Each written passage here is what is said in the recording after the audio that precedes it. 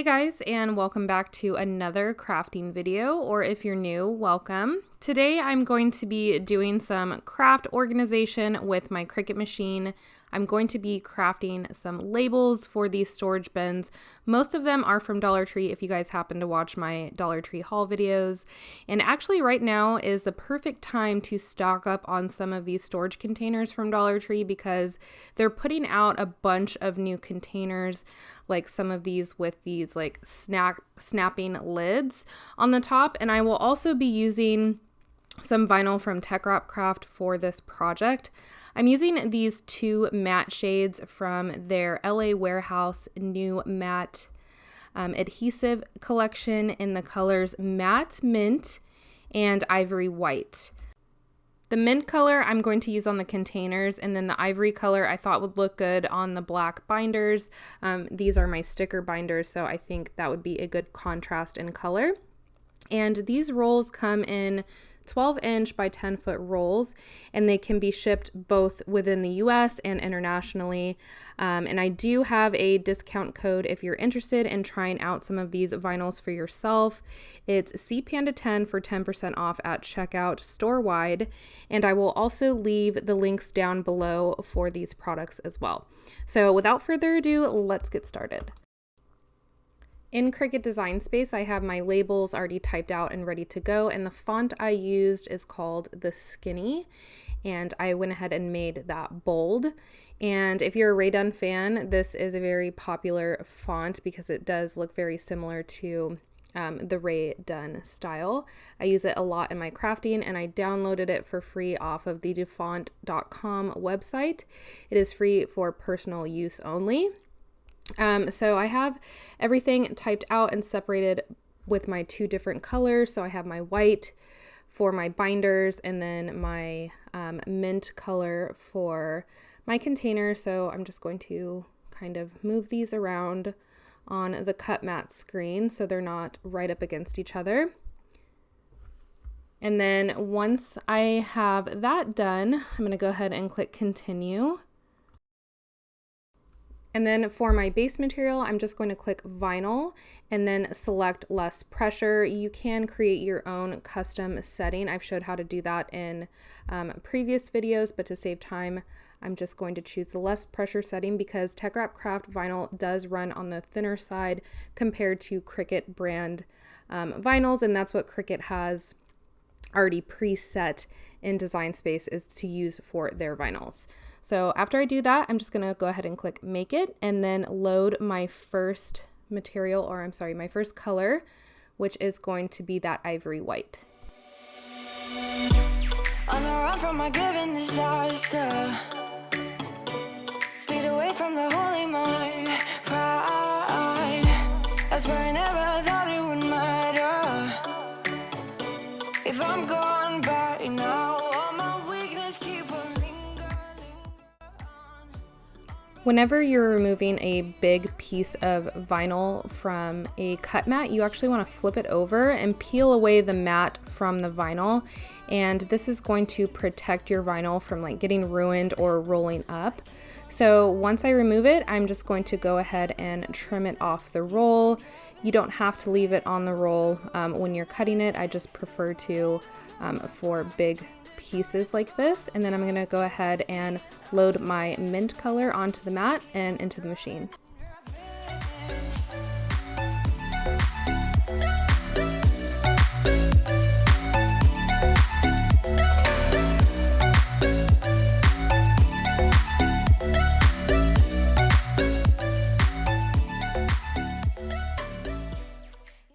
And now comes my favorite part, which is weeding the vinyl. I love weeding vinyl. I think it's so therapeutic and fun to do. And what I love even more about weeding vinyl is when it's easy to do and it's not like frustrating.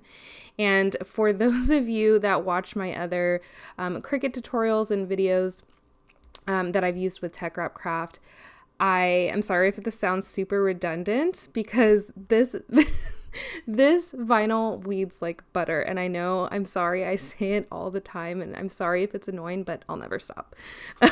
So sorry, but not sorry, because if you're new and you've never seen me working with TECKWRAP craft vinyls before, now you know that the vinyls weed like butter, and that has been with pretty much every single TECKWRAP craft vinyl that I have used so far. And you're going to see later on when I go to peel off the edge, or I guess the perimeter of these big vinyl chunks, that I like rip it. And if you're a Cricut crafter, you know that's like one of the most, I guess, scary things to do is just to rip vinyl and just hope for the best. But I was able to do it with this vinyl, which is something I've always been really nervous about. So you're going to see that later on. And for most of this vinyl weeding process, I'm going to try to keep it in real time just so you guys can see how quickly I get this done. I might speed it up just a little bit, but I think it took me about 5 or 6 minutes to do both of these sheets. So what I'm doing is I'm just going around with my TECKWRAP pin pen, and I'm getting all of the insides of the letters. Whenever I'm working with a big chunk like this, I like to do it that way. It just helps me be able to identify where the edges of the letters are when I'm peeling off the perimeter. So I hope that makes sense. But yeah, so I do that first, and I have some little vinyl scraps on my fingers. So I just rip those off in like big chunks and then put it on my lint roller. I find I weed faster when I do that instead of like putting it on my finger and then going back after I'm all done and then putting it on the lint roller, because if I were to put every single piece that I weed on the lint roller, it would take forever. So right here, I'm just peeling off the perimeter. And so I was kind of nervous. I always get nervous when, whenever I'm working, especially with like really thin letters. But as you can see, you guys, it comes off effortlessly. It's just like, I don't really have to worry about it. It just comes off in one big solid chunk. And how amazing is that? All right, so now that I have this sheet done, I'm going to go ahead and work on the mint color. And I am going to go ahead and speed up the part where I'm weeding out the inside of the letters, but then I'll go ahead and put it back into real time when I do the big rip at the end.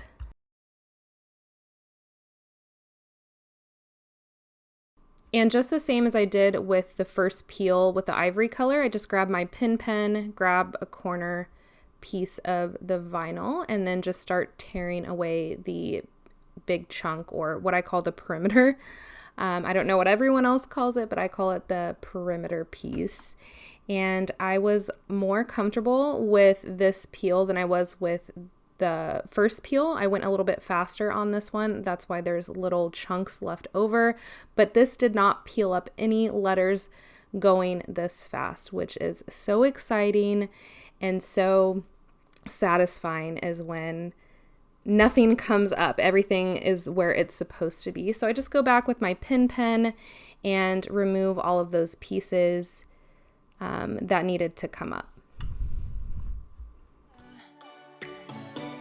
I forgot how you looked like in rain.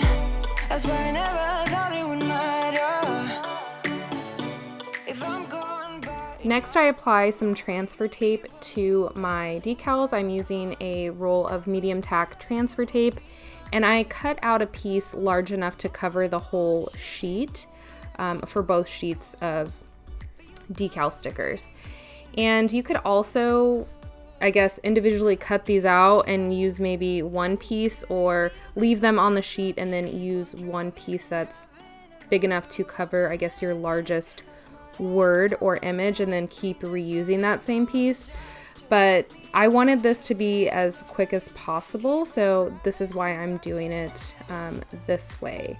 So once I cut my transfer sheet down, I go ahead and peel it, and then I find it easiest to peel back one side and then start by pressing it on one edge and then kind of rolling it like the same way you would apply contact paper or like shelf liner.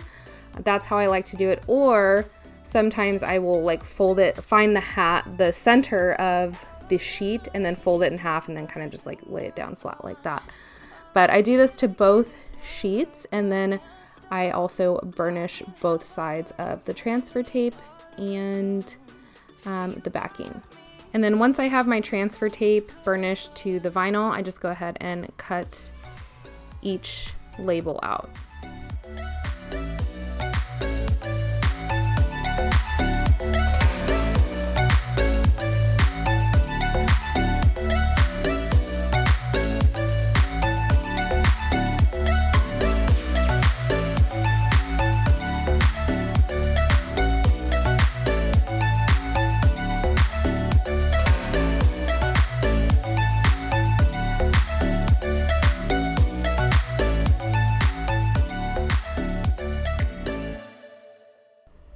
And the final step was just to apply my labels to their permanent homes on the binders and the containers. And I definitely recommend doing this on like an empty container or empty binders.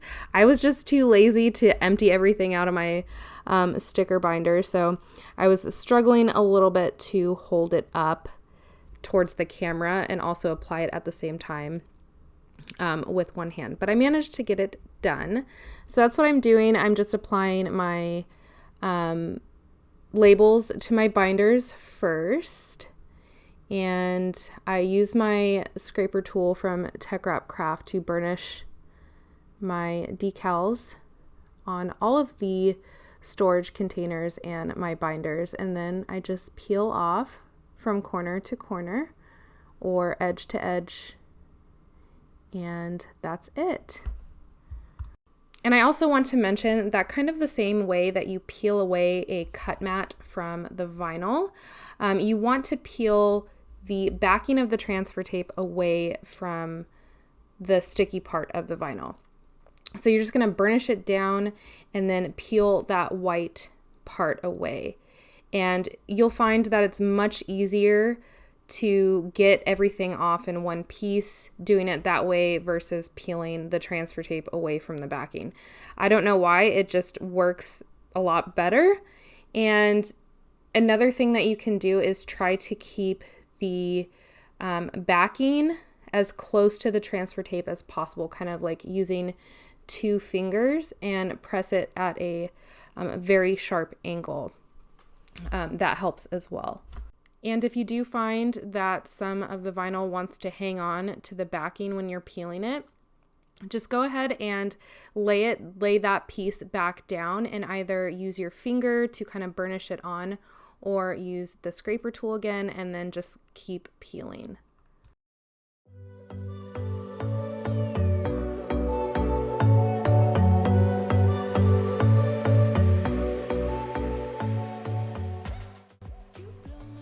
And for the plastic containers, I applied the decals the same way as I did with the binders. And I do want to mention, I think I forgot to mention this in the beginning, is you want to make sure that you clean or prep your surfaces before applying any decal or any vinyl to pretty much any material with rubbing alcohol. It's very important to clean your surface of any dust or oils or residues. So I did do that before applying my decals.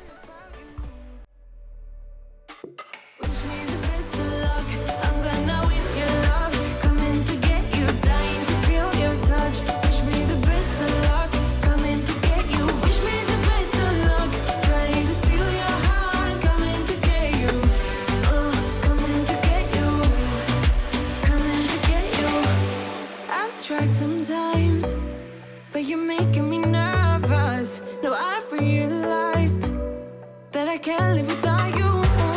All my friends reassure that it's obvious, and that maybe I'm wasting my time, but I gotta try. The only reason I keep sneaking out at night to laugh with you in secret under city lights. Surprised you never had the guts to figure out how I feel about you. So to recap, here is what my craft storage containers looked like before, and here's what they look like after.